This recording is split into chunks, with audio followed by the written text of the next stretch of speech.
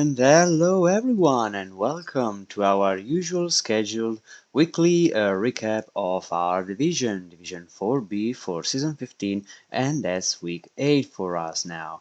Going straight to the end of the season. Still some matches are missing, some weeks missing before we get to the end and the bottom of the season to see the final results. Still we are on the ending curse of this division. So welcome everyone to the stream, and I hope you had a great week. I sure did.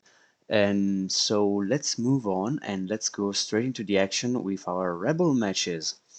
So today everything should be working just fine. I tried my best to fix everything in order to have everything working. You know, usual stuff, but doesn't work. Okay, so going to the game. Okay, so as usual, we have our matches here, and we're going to jump straight into the action with Sigmar Blood Knights RBBL against Action All Stars. Let's go and see what happened there. So, we have a 2-1 victory for Action All Stars with 2 touchdowns, 1 death, 19 armor breaks and 1 expulsions. On Sigmar Blood Knights RBBL side, we've got 1 touchdown, 3 passes and 16 armor breaks. So, for the MVPs, we've got an MVP on Baron Wolf, which is a blitzer who just leveled up thanks to the MVP. Great. Then we've got on Action All-Star side an MVP on Brian Kills Jr., which is also level up thanks to the MVP, the runner, a level 3 runner. Alright, so let's go straight into the statistics of the match. We can see the Norse having almost full control of the ball, even if we are talking only about the opponent's half. So since it's a 2-1 victory, I would say that both times he managed to steal the ball from the opponent, while he had maybe some trouble dealing with his own offensive drive. Which we can see here with the few percentage in the ball possession from Sigmar Blood Knights. We can see 3 passes and catches from the humans, while we can see the blocking game being slightly for Action All Stars, with 58 blocks against 41. So let's analyze those blocks. From Action All Star side, we've got 7 KOs inflicted and 1 injuries inflicted against the 5 KOs inflicted and 2 injuries inflicted and 1 kill inflicted from the humans. So we would say that the humans dealt more damage than the Norse, but the Norse had more people out, probably. We're going to analyze the D6s later. So I would say Action All Stars surely had the control of the ball, while the bashing game was quite balanced. Is there anything else to analyze? Not really. Okay. Moving to the SPPs, we got for Sigmar Blood Knights RBBL, 5 SPPs on Baron Wolf, 3 SPPs on Mainolf Meia, 3 SPPs on Bohor Seppel, and 4 SPPs on the Destructor. Then moving to Action All Stars, we got 5 SPPs on Brian Kills Jr., 6 SPPs on Robert McCall, and 2 SPPs on Icebell Hammerblow. For the dice rolls, so on Sigmar Blood Knights RBBL side, for his D6s, we've got 41s and 38 6s, so I would say balanced, even the stuff in the middle. So we've got 19 failures on armor rolls, which ended up in 6 failures on injury rolls, which ended up in 4 casualties overall. So I would say that those injuries, almost all of them went out of the pitch, while we can see the armor for Sigmar Blood Knights wasn't great also, so we can see a lot of stuns as well. We can see 8 successful dodges against 5 failures on the dodges. You know, Yumis are AG-free, and especially for Sigmar Blood Knights with all their injuries, it's quite hard to dodge away. And we can see of those KOs we've seen before, 6 have failed getting up and 6 were successful. And we can see 3 successful pickups. We've got 3 successful passes, the 3 passes we have analyzed before, against 2 failed passes for a total of 5. And we can also see 3 successful catches and 3 failed catches. So 2 passes failed and also an end-off failed. We can see 10 going for it, working against just one failure. We can see the chainsaw from the Sigmar Blood Knights working 4 times out of 4. There was a lightning bolt in the game, and then we can see the ogre acting according to standards with 9 successes out of 2 failures on bonehead, and we can also see 3 failures on the reroll for loners. Considering there's a chainsaw, it's not just the ogre, but it's also the star player, I would say. Then we can see 3 successes on Dauntless out of 3, so that was good for him. Moving to the action all-stars, we got 1 Dauntless working perfectly. Then we've got, the D6s. As for the Yumis, even for the Norse, we can see 21s and 26s and a lot of, normal and average stuff in the middle. So very balanced D6s in this match. We've got 12 successes and 11 failures on armor rolls for the action all-stars. So not great on armor, but they are 87, so that's fairly expected considering all the mighty blow on the Yumi's team. We can see that he was fairly lucky on injuries with 14 successes on the injury rolls and just 2 injuries. And out of those 2 injuries, only one was the casualty, which I would guess it's the kill. Then for the KOs, we've got 3 failures on KO rolling dices and 4 successes. So, great, I mean good, but not great. We can see 3 dodges, 2 were successful and 1 was a failure. We've got 1 successful pickup and 1 failed pickup. We've got 1 successful catch, 2 successful GFIs. Then on to the Yeti, we've got 12 successes and 2 failures, so slightly above average. Then we can see 2 failed loner rerolls, and we can also see 1 successful chainsaw. We can see 1 successful bribe, and that's it. Moving to the blocking dices of the 2 teams, we've got 14 skulls against 10 pows and usual stuff in the middle with a lot of pushes. So we can see a 1 in 6 being rerolled from Baron Wolf. Then we can see an aggressive reroll being rerolled into push. We can see another aggressive reroll from Orm the Destructor, which ended up in a buff down. Then we've got an aggressive push being rerolled into buff down. No, wait, something's off here. Sorry. Okay, so the push was rerolled into another push, and we can see a double push being rerolled into a POW and a 1 in 9 being rerolled into a POW.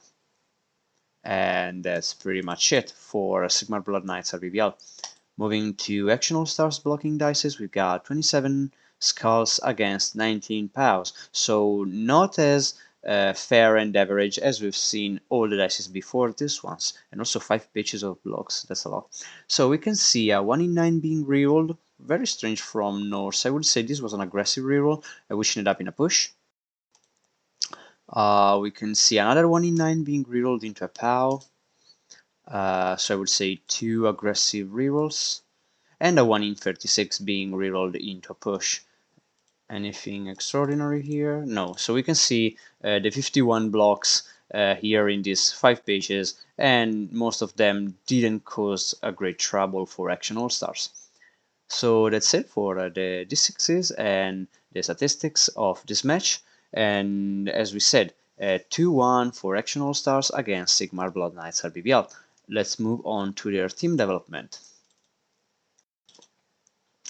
So for Sigmar Blood Knights REBBL, we got no change in fan factor, and we also have some stuff to recover from last week. So last week, the Destructor leveled up, and he got Break Tackle, while Hieronymus Farren last week leveled up and got Dauntless. Both of these players had their skill in this match. We can see Hieronymus Farren being niggled in this match as well.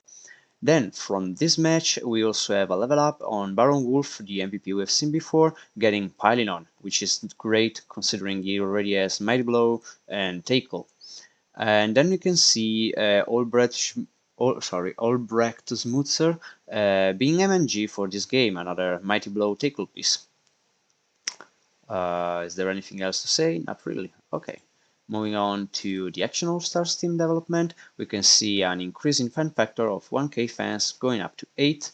Then we've got a nice level up on Brian Cruz Jr., the other MVP, getting jump up on his runner who already has dodge and sidestep.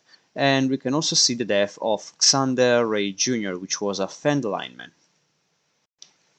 And that's it for the team development of these two teams. As usual, we now move to our prediction board.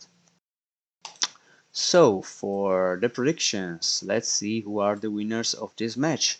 The winners of this week predictions are Zord, Fiat Luxia, Anoraf, Draconius, and Corbor. Congratulations! Let's go and score your points. So, as we said, Zord going up 20. Then we've got Fiat Luxia and Anoraf. Fiat and Anoraf both going up to 21. Then we can see Draconius and Corbor. There we are, Draconius and Corbor going up to 23. Corbor keeping his great record so far in his predictions. Alright, moving on. Let's go to our second match of the week, which is the dark mode for the win against the iTunes Hustlers. Lots of touchdowns here, something you'd expect from Elven teams. So it's a 3-2 victory for the iTunes Hustlers against dark mode for the win. On iTunes Hustlers side, we've got 3 touchdowns, 2 passes, 7 armor breaks, and 1 expulsion. While on dark mode for the win, we've got 2 touchdowns, 3 passes, and 10 armor breaks. For the MVPs, we can see on iTunes Hustlers side an MVP on a rookie lineman called Colt Darlow, going up to 5 SPPs. And unfortunately for the dark mode for win, we can see the MVP on Enlin, which was a loner player. I would guess he was journeyman. I hope. I don't remember if he hired him. Anyway, moving up to the statistics of the match. You can see ball possession being fairly split between the two. However, the iTunes Hustlers had the edge to win the match with their 3 touchdowns.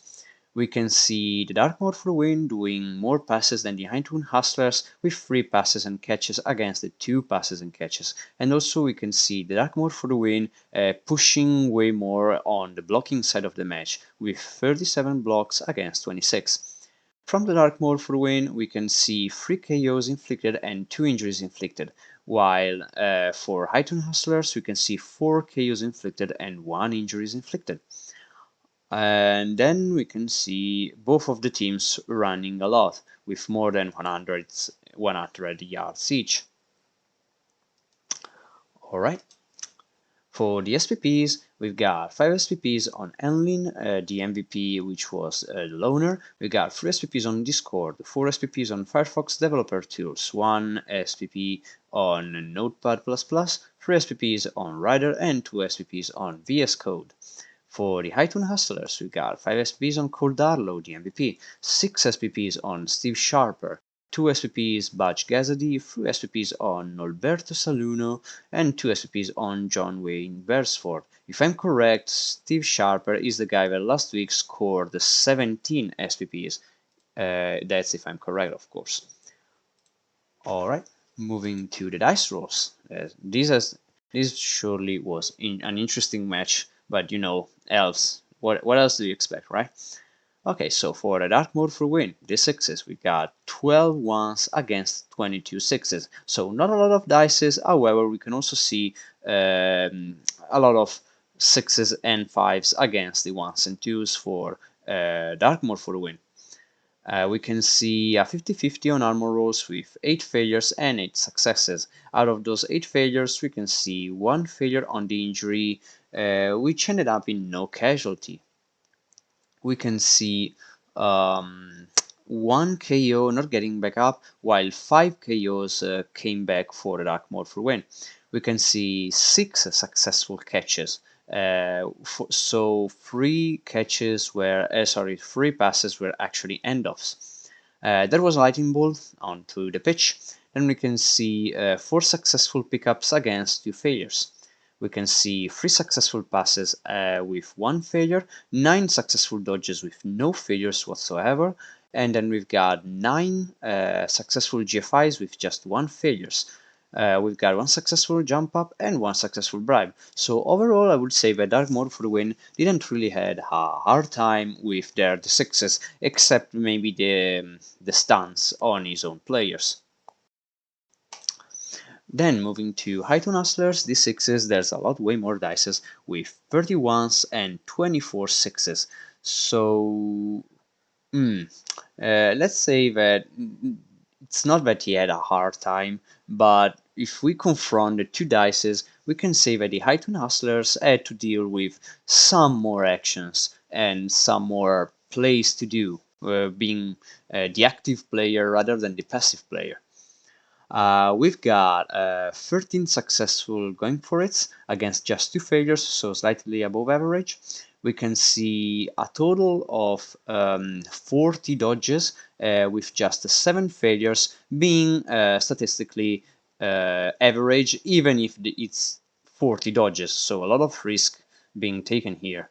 We can see 4 successful catches, no failures, and then moving on to the damage. We can see 11 failed armor rolls out of 29, which ended up in just 2 injuries, but those 2 injuries were also 2 casualties. Then we can see 6 KOs not getting up out of 9, so 3 successes here. We can see the bribe going through. We've got 3 successful pickups with 2 failures, and then we can see 2 successful passes for High-Tone Hustlers.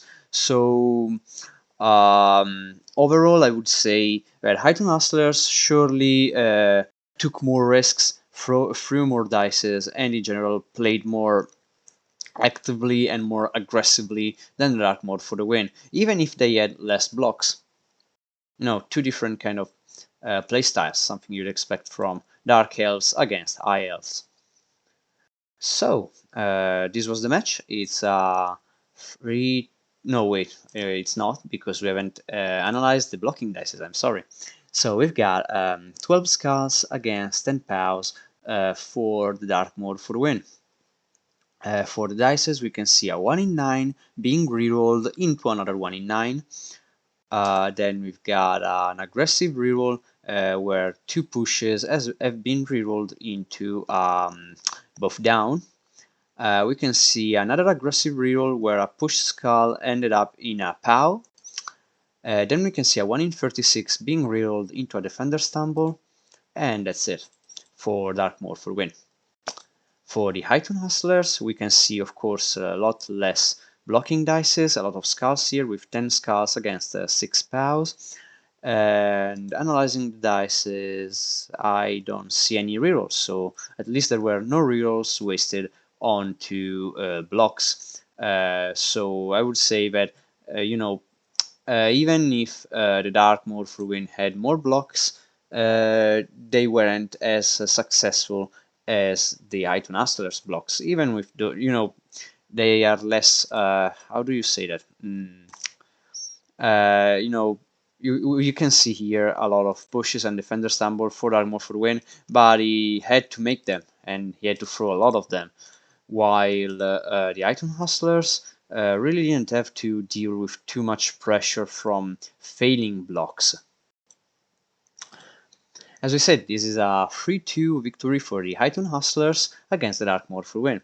Let's move to the team development of the 2 teams, starting with the Dark Mode for Win. We can see a loss of fun factor of 1k going down to 7, and no real team development, unless I forgot to manage and update the report, and in that case I'm sorry. We can see Ryder, the Witch Elf, very skilled Witch Elf, very close to another level up, just 1 touchdown away. And that could be very scary considering she's already a lot of stuff. So it's block, take, hold, mighty blow, and movement plus. Then, very close to level ups, we've got Firefox Developer Tools, Blitzer with Dodge, close with just one SPP away, so it's just one pass, and Red in Night mode, having already Dodge and Block, being one touchdown away from his level up. Anything worth mentioning? Not really. And Slack, the lineman who got hired again and again, getting the MVP, I think, last week or this week. No, not this week. And so very close to another level up with just one SPP away, one pass, which we would expect in week 9. Right, that's it for Dark Morph win. Moving to the Hightone Hustlers, we've got an increase in fan factor of 1k fans going up to 9. Then we've got also no real level ups here. We can see alignment being retired, Ryan Fraser, probably because of his armor value bust. Then we can see alignment being hired called Alessandro Pistole. So welcome to the team, and it's a rookie lineman. And that's pretty much it for Hightone Hustlers. So let's see if there's at least any close level up. We can see Colt Darlow with his MVP being close to the level up, just one pass away. We can see John Wayne Beresford, the thrower, who already has accurate and dodge and safe throw, being close to another level up. Probably strong arm if it's double, I would say. Anything else? Not really. All right. So this was the match, and let's move to our usual prediction board. Let's see here. All right, so the winners of this match prediction are Corbor and Beer Monkey. Congratulations. I'm gonna assign your point now. Corbor going up to 24, and Beer Monkey going up to 23. Corbor cannot afford to get cozy with his lead. Someone is always trailing behind it. Alright, so this is our prediction board disappearing and allowing us to moving up to the next match. Just checking a couple of things, making sure I'm not messing this up. Alright. Moving up. So we've got a rivalry match here. A rivalry match from Anoraf, which, if I'm correct, was a rematch from past seasons. So we've got a 1-1 tie here with Heroes of Time Forgotten and Manor Muppets. So let's see how this went down, starting with usual statistics and MVPs. So for Manor Muppets, we've got 1 touchdown, 1 pass, and 8 armor breaks. While for Heroes of Time Forgotten, we've got 1 touchdown, 2 deaths, 1 pass, 19 armor breaks, and 1 expulsion. For the MVPs, we've got the MVP on Fuzzy Bear, Dodge Guard Blitzer, who just leveled up thanks to the MVP. And then we can see the other MVP going on Coffin Splitter onto a very leveled ghoul with Surance, Block, Sidestep, and Guard.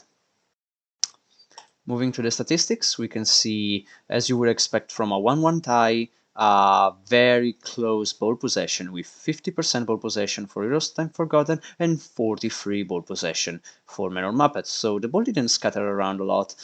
You would say that 7% of ball possession missing is just the time the ball was on the ground.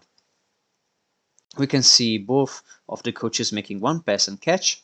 However, the game changes when we go to the blocking side of the match. We can see for Heroes of Time Forgotten, 50 blocks succeeded, while on the Manor Muppets, there have been 27 blocks succeeded. So for Heroes of Time Forgotten, we can see 6 KOs being inflicted and 4 injuries being inflicted, while for Manor Muppets, we can see 2 KOs being inflicted, 3 injuries inflicted, and 1 kill inflicted. So almost half the blocks from Manor Muppets, which dealt way more damage onto an Oraf team. Everything else, however, is very, very similar. Moving to the SPPs. So for Manor Muppets, we've got 5 SPPs on Fozzie Bear, 1 SPP on Dr. Teeth, 3 SPPs on Crazy Harry, 2 SPPs on Miss Piggy, and 4 SPPs on Gonzo. Then for Heroes of Time Forgotten, we've got 5 SPPs on Coffin Splitter, 2 SPPs on Elmwood the Unmatched, 5 SPPs on Cranium Rubber, 2 SPPs on Oswald the Villain, 1 SPP on Mudcrawler, and 2 SPPs on Pwilich. For the dice rolls, so for Menor Muppets D6s, we've got 21 ones against 35 sixes, not bad. We can see 17 failure on armor rolls out of 37, so 20 successes. Out of those 17 failures on armor rolls, we can see 4 injuries, which ended up in 2 casualties. Then for KOs, we got 6 failures on KO rolls against 4 successes. Then we've got 1 successful pickup, 1 successful pass, 11 successful dodges out of 15, so 4 failures, slightly below average. Then we've got, no wait, not really, because, humans are AG free, so it's actually slightly above average. Then we have 9 successful going for it against 1 failure. We can see 1 successful catch and the ogre acting greatly this match with just 1 failed bonehead out of 13. Moving to the Heroes of Time Forgotten D6s. So, these are some good dices. We've got 6 ones against 18 sixes. We can also see 21 fives and 15 twos. However, while I would say that these are still fairly good dices, we also have to consider the injuries the undead suffered. So for the armor rolls, we've got 9 failed armor rolls against 9 successful armor rolls, so it's a 50-50. Of those 9 failed armor rolls, we can see 7 of those were injuries, so very few stuns, very lot of KOs and injuries, and out of those 7 injuries, we can see 4 casualties. So yeah, as I said, the undead had to deal with the blocking game being against their favor, even if they threw more blocks. We can see 2 failed regeneration rolls against 1 successful regen roll. Then we've got 11 successful going for it. So going for it were absolutely amazing for the undead. Great considering they're a rather slow team. Then we can see 2 successful catches. So there were the passes are down here, okay. So there was 1 pass and 1 handoff. We can see 3 successful pickups against just 1 failure. We've got 3 KO rolls successful with no failures, and the 1 successful pass we've said before.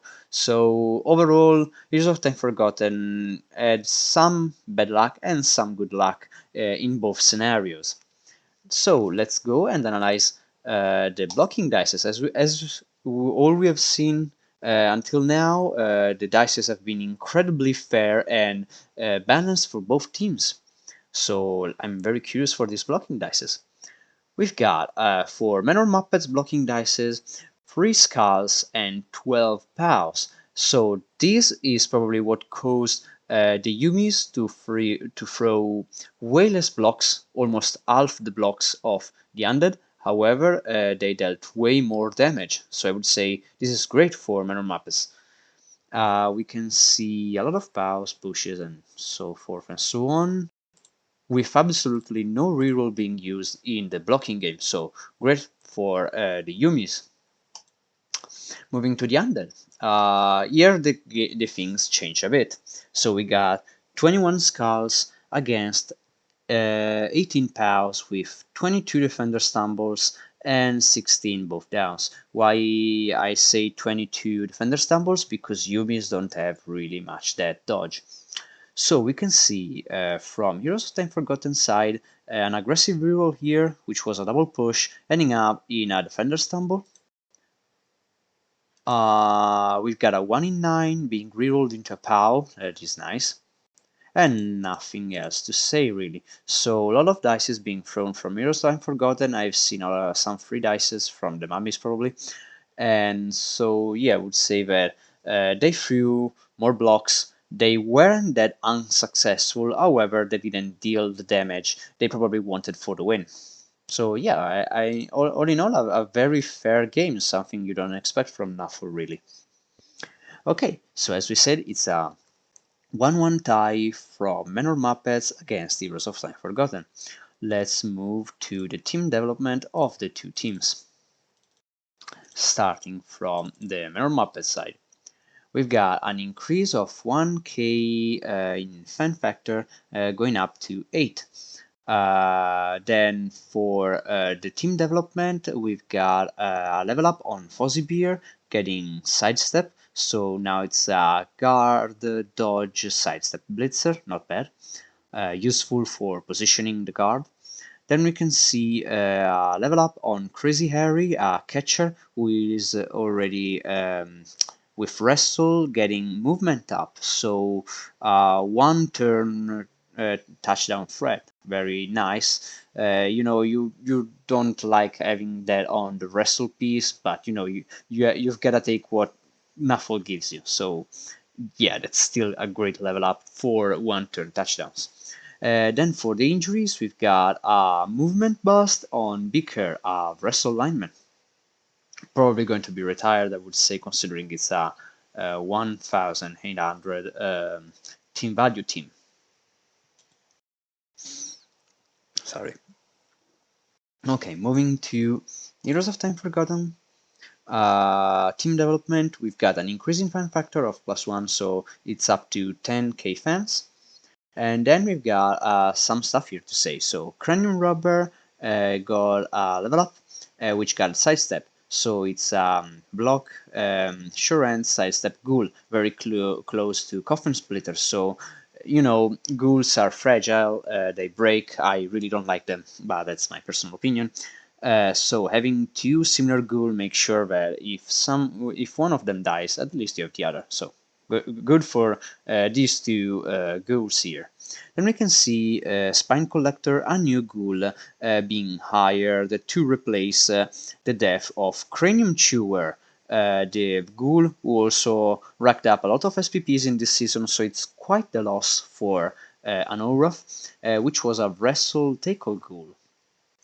I would say the Sucker Ghoul got killed in action. Also, we can see the death of Barcelo012, the rookie zombie, which had already died against Sigmar Blood Knights RBBL in the past. I remember this name because it's Spanish. I would say. I think it's Spanish. Should be Spanish. Alright, and that's it for this team development. Moving up to our usual prediction board for this match predictions. So it's a rivalry match, let's not forget that, and it's worth 3 points. So let's see who the winner is. And the winner is, oh, it's me, just me. That's amazing. I didn't get a prediction correctly for a long time, so okay, yeah, it's a bit surprising. I didn't expect it. So it's 3 points for me. That's great. I'm going up to the leaderboard. That's yeah. I'm not very cheerful when I'm the one getting the points, but yeah, I'm happy. But it's not about me. Okay, so that's it for this rivalry match. It was a great one. With a draw, it was some interesting dices there. So we are going to move on to the next match. I'm really hoping I haven't forgotten any team development up until now. Okay, so why it's not working? Okay, getting this one down and moving up to the next match. So we've got okay, so it's nope. Just a second. Something is acting a bit strange here. My connection is having some small bits of troubles. Right, everything should be fixed. Okay, so for the next match we've got a 1-1 tie again from Graf Billy's Vendettas against Red Bull Chorfing. So it's a draw between the Chaos and the Chaos Dwarf teams, something probably nobody expected if I remember correctly. For Graf Billy's Vendetta side, we've got 1 touchdown, 1 death, which we can see here, 12 armor breaks, and 1 expulsion. While for the Red Bull Churfing, we've got 1 touchdown, 16 armor breaks, and 1 expulsion. So for the MVPs, extremely unfortunate death for Graf Billy's Vendetta. He had a very rough time in the last few matches. I would definitely say that. With the MVP going on Darkhorn, the strength up block dead Beastman, which was also very close to another level up, going up to 31. Unfortunate, really. Then for the Red Bull Churfing, we've got an MVP on, oh dear, how do I pronounce that? Talund Bloodaxe with 14 SPPs, so very close to a level up. Another level up already has Mighty Blow, the Chaos Dwarf blocker. For the statistics, as you expect from a 1-1 tie, we can see the same percentage of ball possession, 31 to 31. We can see Graf Billy's Vendetta being slightly more defensive with a 25% on occupation of own half, while we can see the Red Bull Churfing being balanced between defense and offense. Graf Billy's Vendetta threw way more blocks than the Red Bull Churfing with 70 against 53. So you can see the chaos making use of those horns. However, the Red Bull Churfing blocks were way more devastating here. We can see from Red Bull Churfing side, 5 KOs being inflicted, 2 injuries being inflicted, and 1 kill being inflicted, while Graf Billy's Vendetta couldn't really grasp at Dwarven Armor, getting just 3 KOs. So you can see Graf Billy's Vendetta kinda suffered this draw. Moving up to the SPPs. So we've got 5 SPPs on Darkhorn and 3 SPPs on Marok Reborn, while for Graf Billy's Vendetta. While for the Red Bull Churfing, we've got 5 SPPs on Tanlund Bloodaxe. I'll never be able to pronounce this without almost killing myself. And we got 3 SPPs on Bartak Lazy Blitz and 4 SPPs on Bartan Burnt Soul. Alright, I got those right, sort of.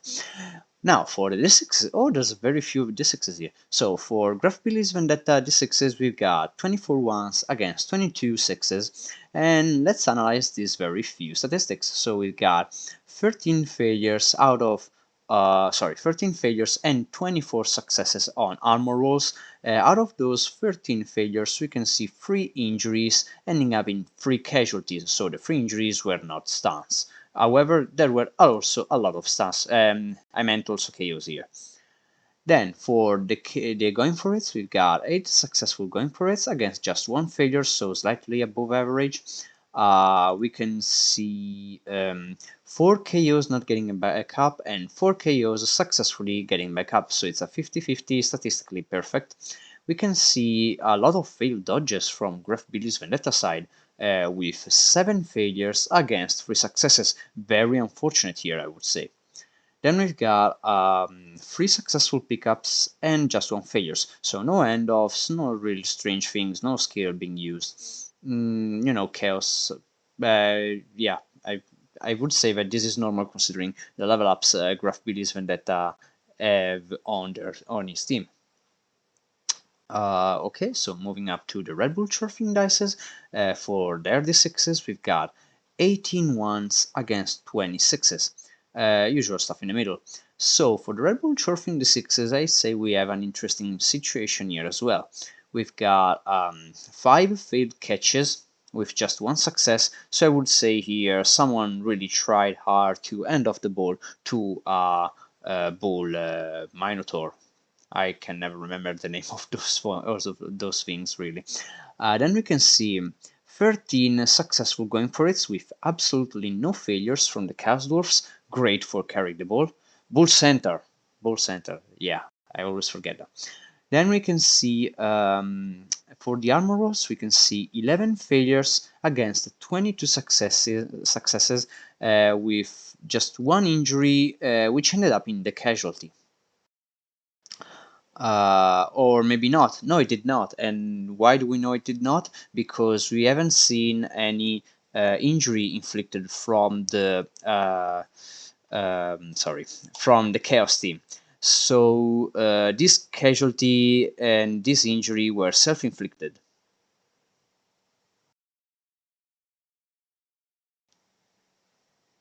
Okay, sorry, I'm recovering the chat. Welcome, Beer Monkey. Yeah, we were. I'm quite sure we were talking about your match, if I'm correct. No, was all one action on the catches. Bouncing ball. Also, hi, hi. Okay, thank you for the clarification. As we were saying, we are going to move to the blocking dices. We've got 28 skulls against 25 bows with 53 pushes in the middle, quite a huge number here. We can see two 1 in 9s here being accepted. With a chaos team with a lot of block, that's understandable. We can see a 1 in 36 here, which I would say ended up in this double pow, always nice. We can see a 1 in 36 here being reroll. We can see a very lot of 1 in 9s being accepted here. Like 1, 2, 3, 4, 5 in the other page. So lots of 1 in 9s being accepted. So good thing you add those blocks on your players. We can see, I would say, an aggressive reroll here, ending up, I would probably say, into this POW. So nice reroll, even if aggressive. Another 1 in 9. Yeah, another 1 in 9. And both down on in a 1 dice roll, also being above down. So yeah, a hell of a lot of 1 in 9s. Yeah, reading the chat. Yeah, this game was okay. Sorry. Yeah, this game was. He had poor blocking dice overall, and I couldn't roll a 3+ to save my life. Yeah, that's something I'm noticing through the statistics here. You are correct. This was some, you know, you rolled way more blocks, and yet you get a lot of damage. So that wasn't great for your team. However, you got a draw against Wanchi. Like that wasn't an easy matchup at all, even if you had block, which helped you. It would have been probably way worse if you didn't have all those blocks on your players. Moving on to the Red Bull Surfing blocking dices, we've got a 1 in 36 here being rerolled into a Defender Stumble. Another 1 in 36 here being rerolled into a Defender Stumble again. We can see a Skull being accepted on a 1 dice. 1 in 9 being accepted, something you'd expect from Chaos Dwarfs. Another 1 in 30. So I'm saying that while you had a huge amount of 1 in 9s, he also had some 1 in 36s to deal with. We can see 1 in 36s here being rerolled again. 1 in 9 being accepted, another 1 in 9 being accepted, but with Chaos Dwarf is not a problem. Another 1 in 36 here being rerolled into pushes. And another 1 in 9 here being accepted. So considering both teams had block, I'm not surprised this quite ended up in a draw. However, I'm fairly sure you had to deal with a bit more of troubles, Beer Monkey. Alright, so that's it for the dice analysis. As we said, it's a 1-1 draw between Graf Billy's Vendetta and Red Bull Chorfing. Let's move on to the team development of the two teams, starting with Graf Billy's Vendetta. So we can see no change in fan factor, and we had two level ups we didn't analyze last week because they were still in pending. So for this match, Jeremiah Clovenhoof had block, and Marrock Reborn, the AG Plus block Shurens Beastman also had kickoff return. In this match, we can see, as we said before, the death of Darkhorn, which was a Strength Plus block Beastman. Very unfortunate death, considering he was the MVP. As I said before, it was really a hard hit for your team development. I mean, I'm quite sure you have the cash to replace everything, but it's painful to lose those useful pieces, especially when they're so close to level up. Is there anything else to analyze? Well, we can see the Prophet close to level up, being a bit expensive due to his injuries, but as long as it works. We got Really Gruff Billy and Ugly Benny one pass away from the level up, and Absolem Darkhorn being one MVP away from the level up. So there are some beastmen here ready for a nice level up and hopefully replace the dying players. Also this cash. Moving to the Red Bull Surfing team development. So we've got a loss in fan factor for the Red Bull Surfing going back to 9. And then we've got a level up on Bartank Lazy Blitz. This guy was very close to level up for a long time. We've got a take-all here on the Bull Centaur. So these two players are very close now to get their same skills and being, if one dies, you have the other developed. Not great, but of course you don't want them to die. Then we've got Tazak Fast Food being MNG, so we have nothing too scary, just a rookie Chaos Dwarf blocker. Anything very close to level up here, we got Blood Axe, the guy that got the SPPs in this match, and the MVP in this match being close to the level up, and the Hobgoblin with Dirty Player, one MVP away, also in the exchangeable, the other Hobgoblin being one SPP away from a level up. So I would say that one, she doesn't really need any more level ups. His team value is quite perfect. He probably should focus on not losing players for the playoffs, if he aims for them. So yeah, nice team. Alright, let's move on to our prediction board. For this week's match, Beer Monkey against Wanchi, it's a draw, and as I said before, nobody expected it, and I remember correctly, so we have no points to assign for this week.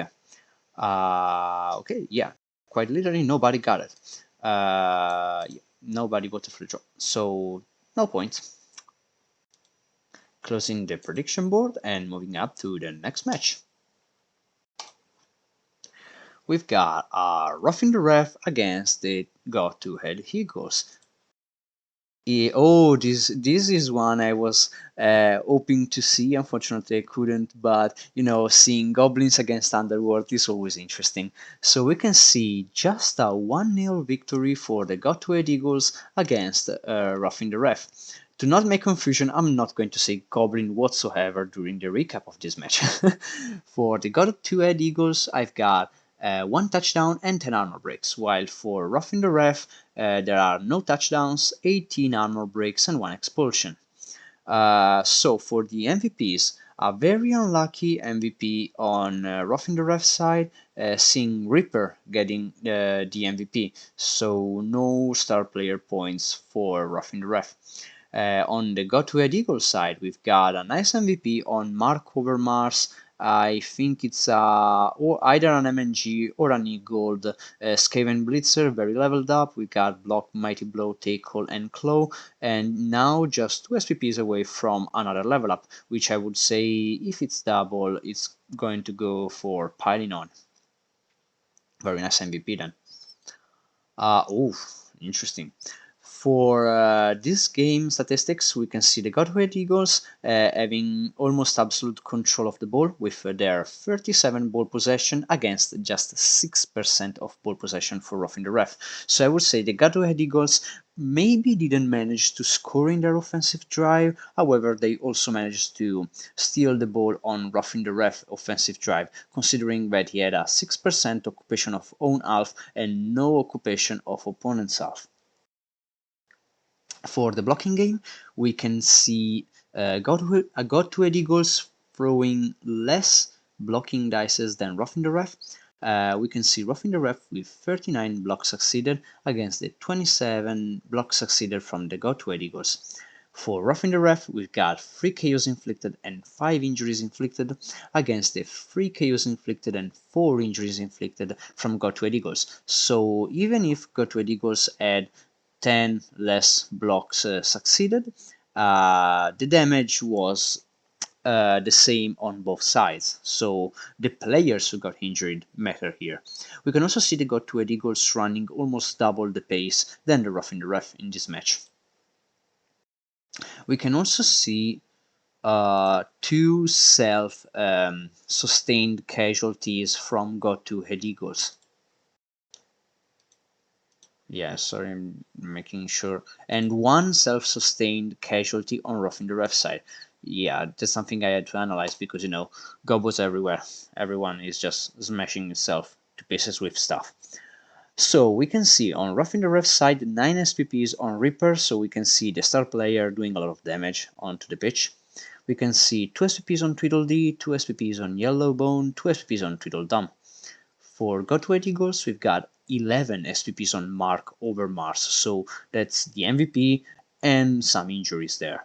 Then we can see 2 SPPs on Mark's Penkelink and 3 SPPs on Victor Sikora, which I guess it's the player who scored a touchdown. Moving on to the dice rolls. So for roughing the ref d6s, we got 37 ones against 34 sixes with 37 fives against just 28 twos. Oh dear, dice is here a bit messed up, so it's 2 pages already. This will take a while. We've got 16 successful going for it against just 2 failures, so above average. We've got 2 failed catches out of 3. We've got 11 failures on armor rolls out of 19, so more failures than successes on armor rolls. Of those 11 failures, 9 were injuries, so it's KOs and actual injuries, and out of those we've got just 1 casualty. For the dodges, we've got 10 successful dodges against 6 failed dodges. Considering most of the team is stunty, if not all the team is stunty, it's slightly below average, 67 against 62. Then we've got 4 pickups. We've got 6 successful pickups against 4 failures. Then we've got 1 successful chainsaw roll, so just 1 chainsaw being used from roughing the rough. We've got from the roughing the rough side 25 successful really stupid rolls against just 5 failures, which is statistically accurate. We've got 4 pros being always successful, so a 100 percentage on pros reroll. That is nice. This is some team value put at work. We can see the always angry being successful. We can see the 4 teammate with 1 failure and 1 success. Also, we've got 1 inaccurate pass. Which ended up in 2 failed landings, so none of the 4 teammates were good. They both ended up in disaster. We can see 3 failed rolls on KOs, on KO rolls against just 1, so only 1 guy got up from the KO rolls. We can see a loner test being passed, however the bribe for roughing the ref failed. That could have meant a huge gap when the drive ended. Alright, moving on to got 20 equals d6s. It's quite the opposite here. We can see very few statistics to analyze. We can see 28 ones against 26 sixes and 28 fives against just 19 twos. So the d6s of the two teams were, I would say, almost the same. We've got 18 failures on armor rolls with just 14 successes, quite close to the roughing the rough team. We can see out of those 18 failures, 7 were injuries, which ended up in 4 casualties.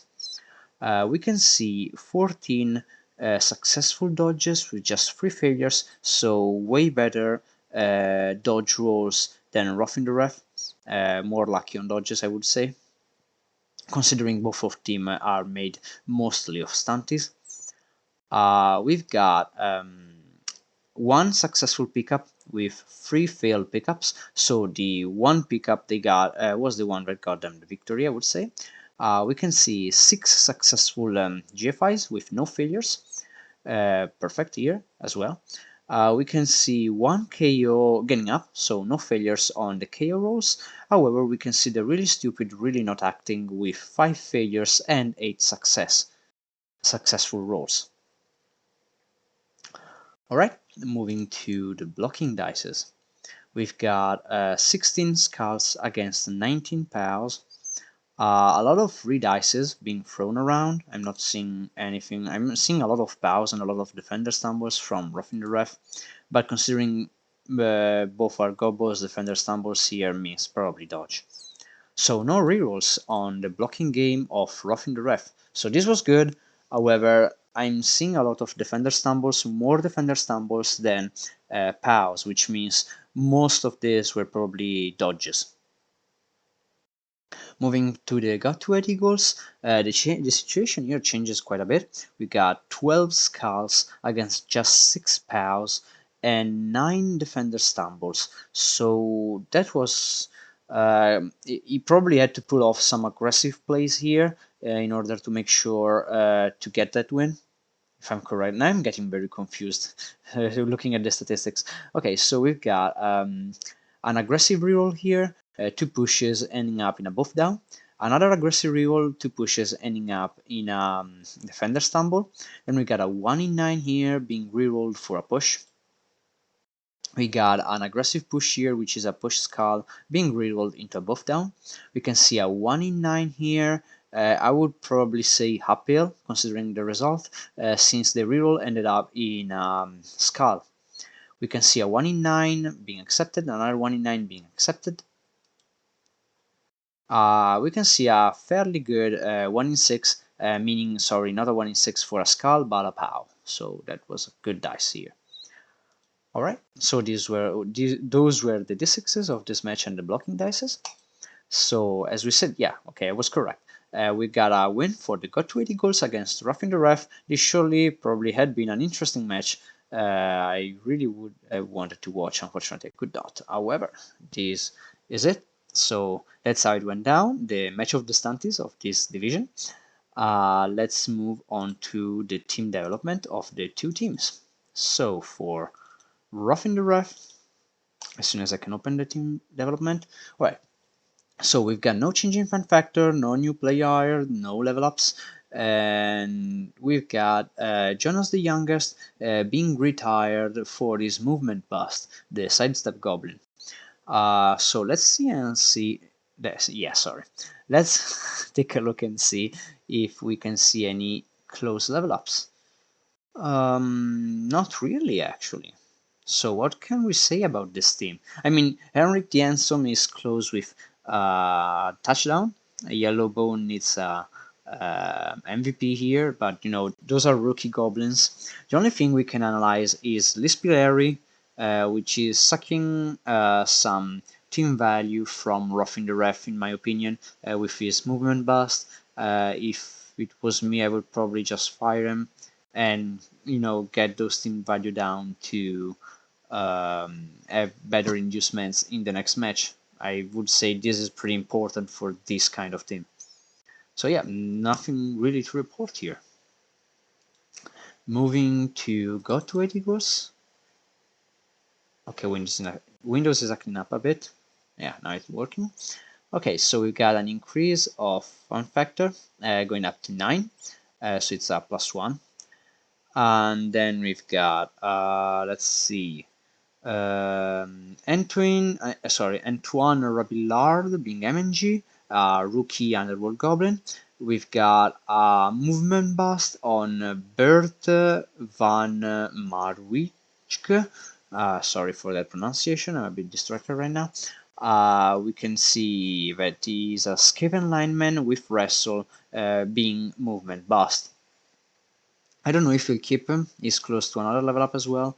I would not keep him because it's just wrestle, so you can replace him easy. You have the money to do that if you want to do that, unless you want to keep the team value down.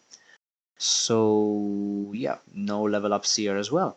Let's see who is close to level ups. We can see Mark Overmars, the guy that got a lot of stuff, as we said before, 49, very close to the level up, just 2 SPPs away. So it's either 1 injury, 1 touchdown, 2 passes, or the MVP. And he's already block, mighty blow, take all, claw. So very very nice for a Skaven Blitzer, which is also very close to his level up.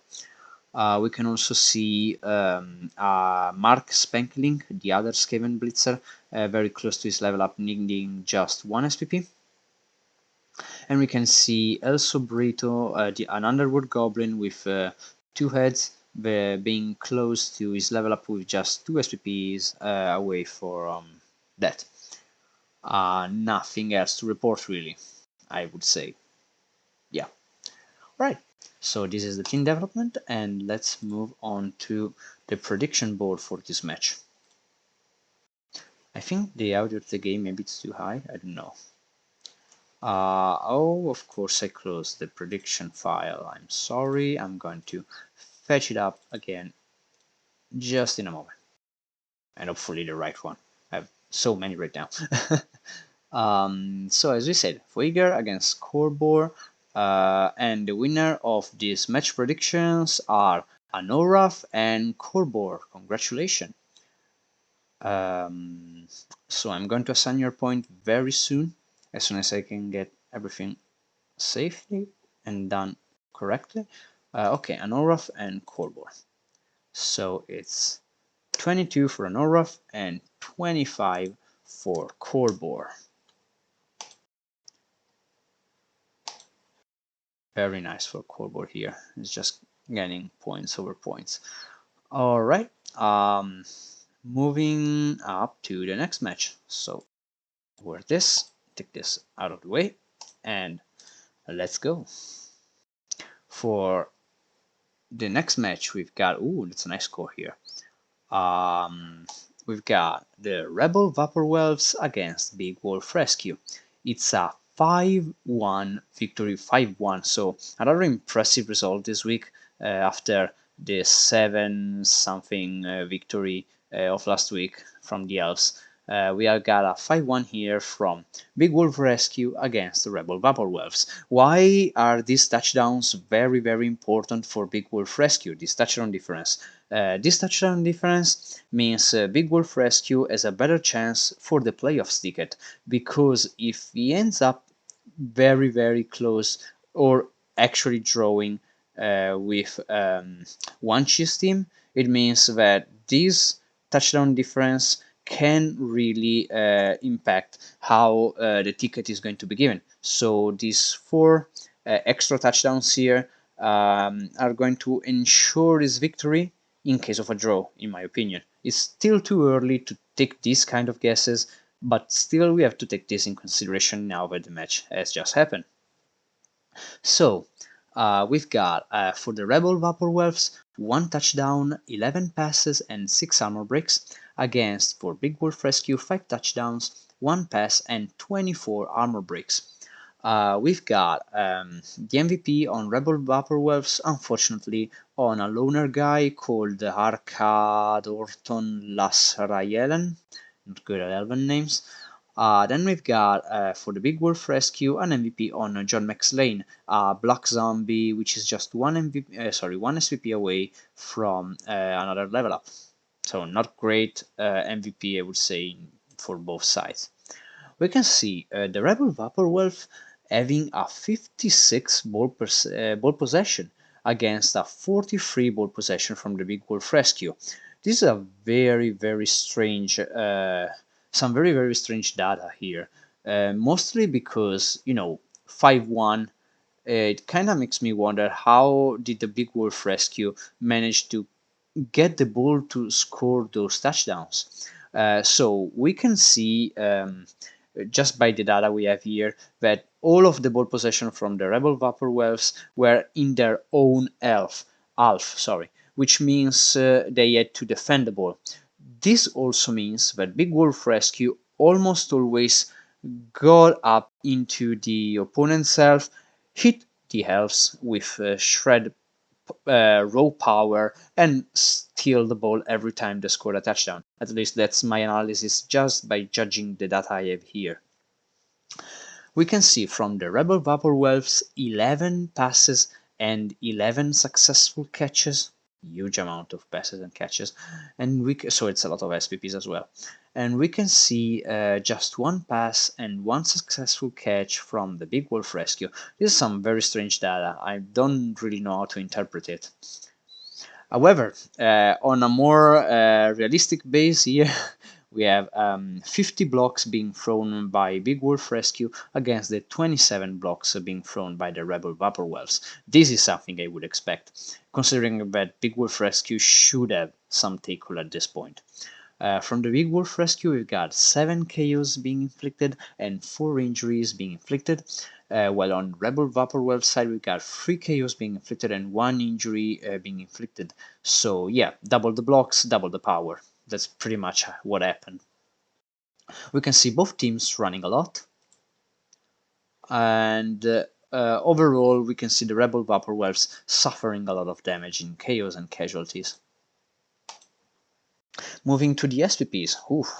Okay, yeah, a lot of SPPs in this match. We've got 5 SPPs on the Loner lineman, then we've got 11 SPPs on Vantage right on time, so the 11 passes I would say. Then we've got 5 SPPs on Yariten or Jariten PH Co.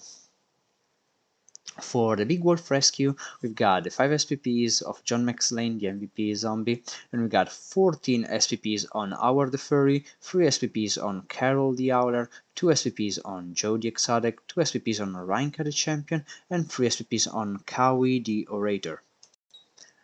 For the dice rolls of the Rebel Vaporwave, on the sixes, we've got 34 ones against 41 sixes, then we've got also 41 fives and 44 twos. Why am I saying this? Because the Rebel Vaporwaves suffered a lot of damage, so some of these 5 and 6s are onto their own armor and injury rolls. As we can see here, we've got 24 failures on armor roll and just 15 successes, so the Elven Armor got absolutely wrecked in this match. Of those 24 failures, we can see 7 injuries, ending up in 3 casualties. So yeah, I would definitely say that the Rebel Vaporwaves in this match suffered a lot of damage. We've got 5 KOs not getting back up out of 12, sorry, because of 6, sorry, I can get this, out of 7 successful KO rolls, so 5 failures, 7 successes, slightly above average. Then we've got 16 successful catches with no failures, so the Rebel Vaporwaves really kept that ball in the air. Yeah, I'm already imagining a wolf trying to get the ball. Sorry. Then we got 27 dodges with just 4 failures, so it's above average considering it's 31 dodges in total. We've got 3 failures with 8 going for it. Sorry, I'm getting this a bit messed up. I'm going to drink some water and get back at it before I keep messing this up.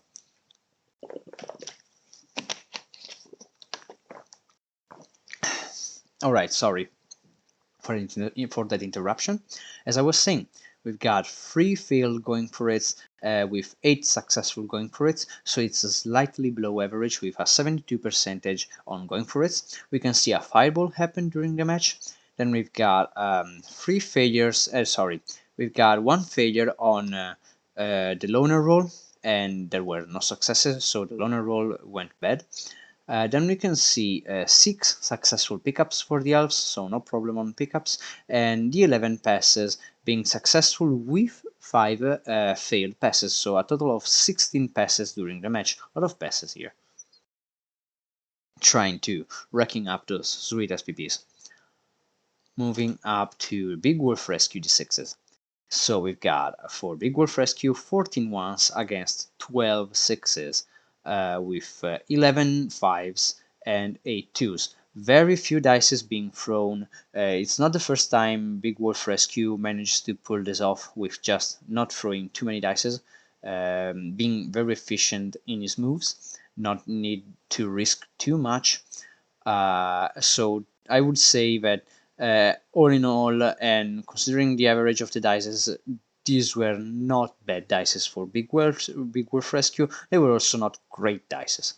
We can see 6 failures and 12 successes on armor rolls. Of those 6 failures on armor rolls, 4 were injuries, which ended up in no casualty, however. Then we can see another fireball here. We've got 3 KOs getting back up. We can see 12 successful going for it with 4 failures, so slightly below average. We can see 5 successful pickups, very good day for pickups, We've got 2 successful catches with no failures on catches. We can see 3 successful dodges with 1 failure. I would say this has been tried with Wicks and Werewolves, so it's still above average. We can see 1 failed interception from the big wolf rescue. As I was saying, the wolf trying to gnarl the ball with his mouth and failing it. Sorry, it's just a picture I have in my head, playing Necros. Then we've got, as we said, no casualties and 1 successful pass from the big wolf rescue. Moving to the Rebel Vaporwolf's blocking dices, we've got 9 skulls against 6 pows with 10 defender stumbles and 18 buff downs. So more buff downs than pushes. So not great for Rebel Vaporwolves, and also more skulls than pows. So we can see Rebel Vaporwolves throwing very few block, and also those blocks were not that great. We can see a lot of 1 in 9 here being accepted, an aggressive reroll, a push being rerolled into another push still. We can see both down being rerolled into a push. We can see a 1 in 36 being accepted. We can see a 1 in 9 being accepted. Some buff down being accepted in general, and another 1 in 9. So the Rebel Vaporwolves didn't really have too much maneuver and space for good blocks. Luck was not on his side onto the blocking side of the game. You know, it's elves. You don't really expect them to hit too much.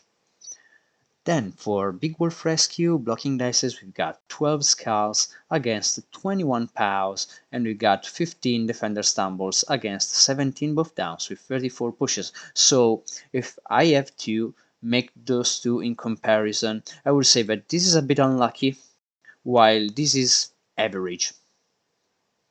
So for the blocking dices, we can see a lot of buff down being accepted with no rerolls, a 1 in 9 here being accepted, and just 1 reroll overall in the whole match, which was a 1 in 9 being rerolled into a push. So nothing too extraordinary from the Big Wolf Rescue. We can see, as I said, average blocking dices, but dealing a lot of damage. So, as we said before, the match is a 5-1 victory for Big Wolf Rescue. Congratulations, Big Wolf Rescue. We really needed those touchdowns. So we are going to keep an eye on to the touchdown counts if your situation and Wanchi's situation gets very close by the end of the season. For the team development of the two teams, just a second. There we are. So for the Rebel Vaporwolves, we've got a loss in fan factor of 1k fans going down to 6. Then we can see a very nice level up on Vantage right on time. The guy that got 11 SPPs this match getting accurate. So it's a safe throw. No, sorry. It's a, so what is it? It's a sidestep pass AG plus accurate blitzer. Very strange build for a blitzer. However, it's also like an almost perfect thrower. So you have you don't need to buy a thrower at this point. Absolutely, this is your thrower.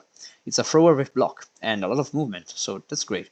With AG5 and everything, he probably needs, I would say, either a defensive skill like dodge or strong arm, and making him the thrower once and for all. Then we can see an MNG on Kitsune Moonlight. Nothing too scary here. Is there anything close to level ups? We've got Strawberry Station, 1 touchdown away, I would say, the kicker lineman.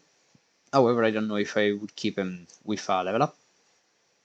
We can see Nostalgia Corp being very close to level up with just 2 injuries or 1 touchdown and 1 pass. All things you can do with elves. Yeah, that's pretty much it. Yari 10 can get a level up if he gets the MVP. Yeah, that's pretty much it. Nice. And also you have cash in case you need to do something. Moving to the Big Wolf Rescue. For Big Wolf Rescue here, very solid team right now at this point of the season. We can see an increase of fan factor of 1 of 1, going up to 11 in fun factor, and we can see a very nice level up on Kawi the Orator getting Tickle. So the weak now has Guard, Mighty Blow, and Tickle, just like Rank the Champion. As I'm saying, this is a very solid team. It's the team that right now is in second place, so very close to his ticket is the team that Wanchi has to keep an eye out for, because just one loss could mean everything for Big Wolf Rescue going up and get that playoff ticket. So very solid team here, and we will see what will happen in the future. And I would say that's it. Rank the Champion is very close to the level up, and until the Doctor needs just one MVP to get a sweet block onto the Flash Golem, something you really want and you really need before either the playoff or the Challenger Cup. That is up to luck, really. Right? This was the team development of the two teams, and we're going and move up to our prediction board. So let's see who are the winners of these match predictions. The list is quite long. So the winner of these match predictions are Anoraf, Draconius, me, Corbor, Beer Monkey, and Fiat Luxia. Congratulations, I'm going to assign your points right now. Let me check. I'm going to do them 2 by 2 so I don't get confused. So I'm going to start with Anoraf and Draconius. Anoraf and Draconius. Then we've got me and Corbor. It's me and Corbor going up to 26. That's a lot. Then we've got Beer Monkey and Fiat Luxia. So it's 24 and 22. Nice. So prediction board, what's our situation here? We've got Corbor leading with 26, Anoraf and Beer Monkey, me and Fiat Luxia fighting for the second place, I would say. Then we've got Eringzord trailing slightly behind. He needs quite the sprint. Week 9 has a lot of rivalry matches, so stay tuned for that. As you already know, if you have remembered to vote, and that could change everything really. Week 9 is going to be a huge step for our prediction board here. Then we've got, let's see, for the third place competing, I would definitely say Foiger and Draconius. Very close also to Eringzord, so that's the situation there. And everyone else playing for their own points, which is always great. Alright, moving on to the last match of the week. Let's see who it is. Should be the match I've played. Yeah, it is. So it's the Very Necromantic Necros against the Redman Forever. For the, did I close the prediction board? Yes, I did. Okay, so it's a 2-2 tie for the Very Necromantic Necros and the Redman Forever. We've got 2 touchdowns, 2 passes, and 19 armor breaks with 1 expulsion for the Very Necromantic Necros against the 2 touchdowns, 2 deaths, 1 pass, and 5 armor breaks for the Redman Forever. So for the MVPs, we've got for the Very Necromantic Necros, the MVP on Frankie, the ghoul, the only ghoul of the team, which had leveled up last week, so not close to another level up. Then for the Redman Forever, we have a very unfortunate MVP on Hihei, the Gather Runner, who unfortunately died in this match. It wasn't close to another level up, it was a block sidestep Gather Runner. Still, it's awful to get a death on the MVP, which is also one of your most important positional pieces. Let's move to the statistics. So we've got the same ball possession, something you always expect from draws. Let's check here. We can see the Reds being more aggressive on their ball possession, while the Very Necromantic Necros have been fairly balanced, slightly offensive. We can see 2 passes from the Very Necromantic Necros, with while the Redman Forever did 1. The game changes a lot on the blocking side. We got, for the very necromantic necros, 56 blocks succeeded, while the Redman Forever has 28 blocks succeeded. We can see on the very necromantic necro side, 4 KOs inflicted, 3 injuries inflicted, and 2 kills inflicted, so that's a lot of damage here, against the 2 KOs inflicted and 2 injuries inflicted from the Redman Forever. So let's say double the blocks but triple the damage from the very necromantic necros, something you slightly expect against armor 7 if you can get that dodge.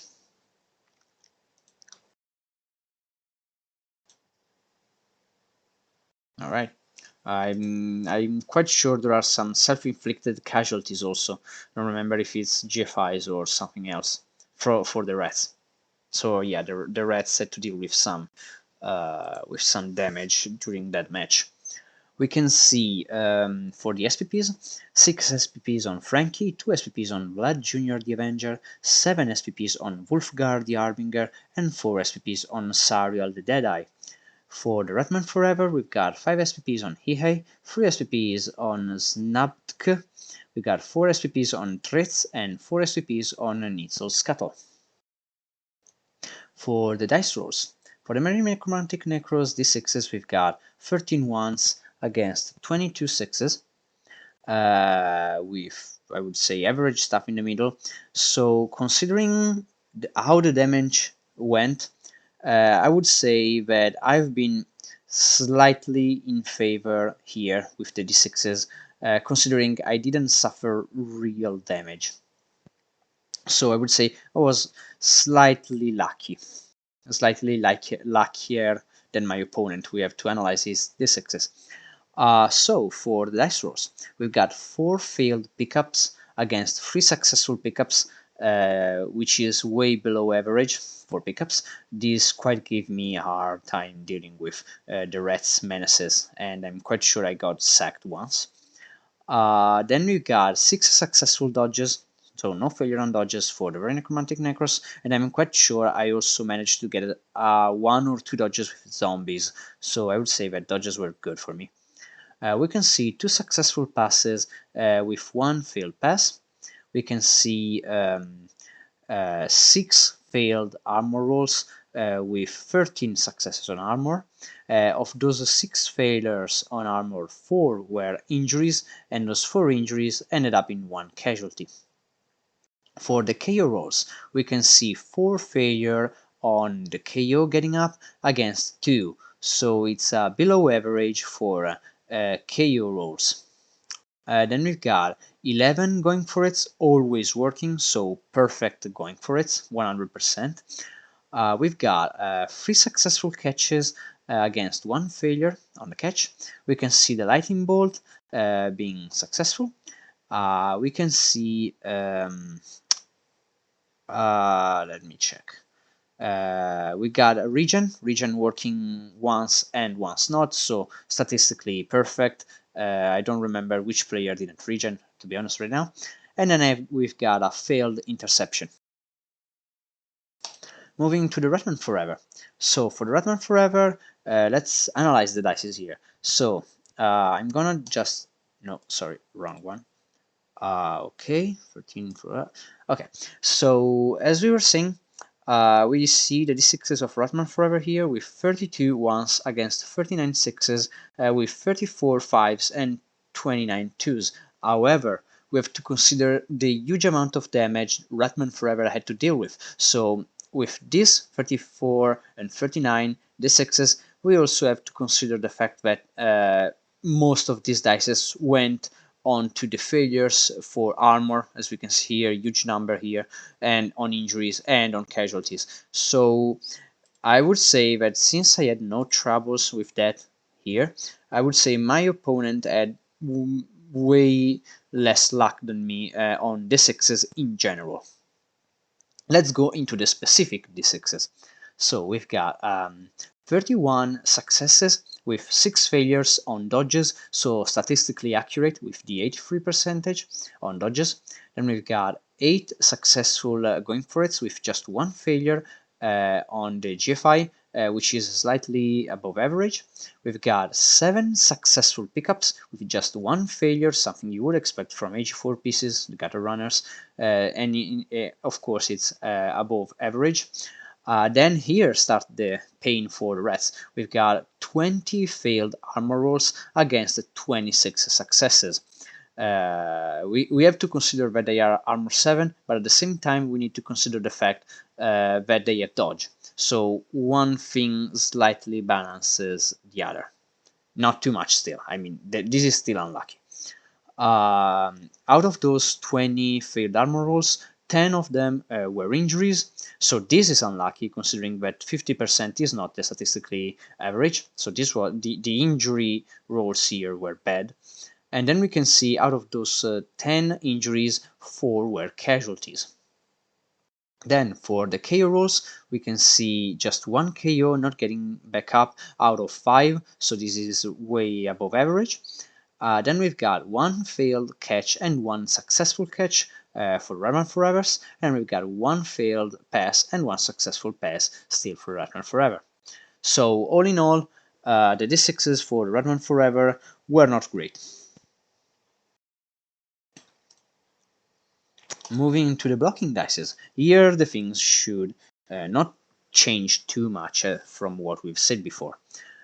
We can see for the very necromantic necros blocking dices 22 skulls against 18 pows, and then we've got 21 defender stumble, 16 buff downs, and 46 pushes. I would really say that this is probably an average match about blocking dices for the very necromantic necros. So let's go and analyze what happened here. We can see reroll from Azog II, which was a 1 in 9 into a POW. I'm quite sure this is a zombie. That's the main reason for that. We can see a 1 in 36 being rerolled into a POW. We can see a 1 in 9 being rerolled into Defender Stumble. We can see a 1 in 36 here being rerolled into a push. You can see another 1 in 9 here. I don't remember who this guy is, probably another zombie, being rerolled into a POW. We can see another 1 in 36 from the wolf being rerolled into a defender stumble. So yeah, a lot of defensive rerolls, mostly quite a lot of 1 in 36s, which quite confirms the 22 against the 18 POWs. So all the rerolls probably had to go on that. Luckily the dodges and the GFIs didn't need too many rerolls, as we have analyzed before. Moving to the Redman Forever, we've got 18 skulls against 11 POWs. So just this indicates how the hard time the Redman Forever had both in the ball play and in the blocking game. We can see then 4 buff downs, 10 defender stumbles, and 17 pushes.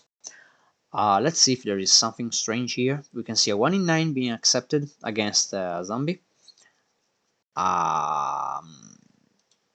We can see a 1 in 36 into a buff down, a 1 in 36 into a defender stumble, a 1 in 36 into a POW. So on 1 in 36's side, we can see both of the coaches had to deal with some 1 in 36s, especially here where there's a 1 in 36's, 1 in 36 being accepted.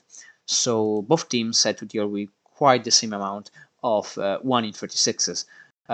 Which means there were no rerolls to spare for the ball play, in which you can see the very necromantic necros being slightly more like here with the dices they're thrown, except for the pickups. The pickups were probably the hard part of this match for my team.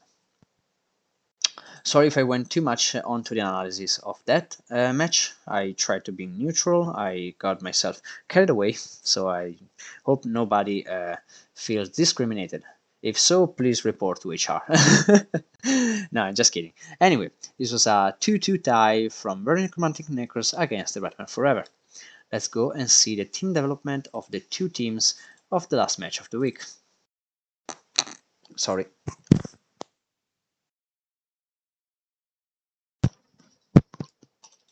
A bit of trouble there with my throat.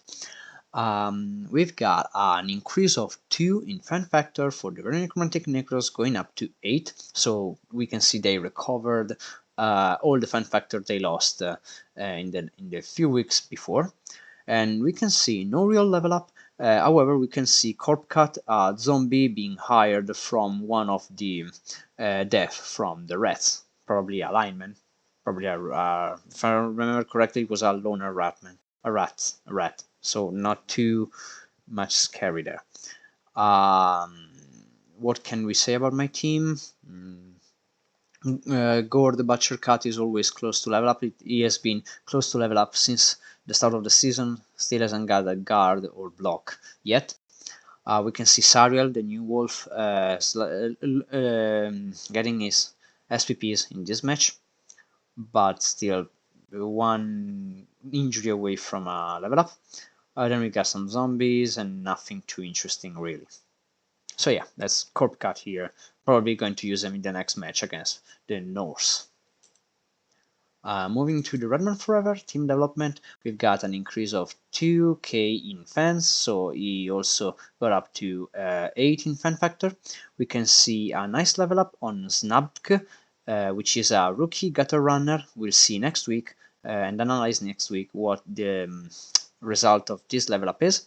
And we also see, as we said before, the death of Ihei, the block sidestep gutter runner, which got also the MVP, so very unfortunate. We can also see the treasury here not being rich, so this is going to take a while for Ratman Forever to get a nice gutter runner again, up and running to score touchdowns. However, as long as Salk manages to get his matches straight, also very close to another level up, this should be a piece of cake for Dusk Bunny for the next matches if he hasn't to deal too much with Tackle. Alright, these were the two team developments we have seen today, and we are now going to our prediction board for our last prediction of the week. So the winner for this draw are no one. So yep, another draw nobody expected. So for the prediction board, we have already talked about it before, so nothing much else to say except that Corbor is absolutely wrecking this. And Beer Monkey is also very close, and then everyone else is competing his own side of the prediction board. Alright, let's move to our weekly analysis of the leaderboard. So let's see who we got here and if there's any changes in the board, which I absolutely don't remember from last week. So I'm just going to talk a bit just to see and analyze the situation.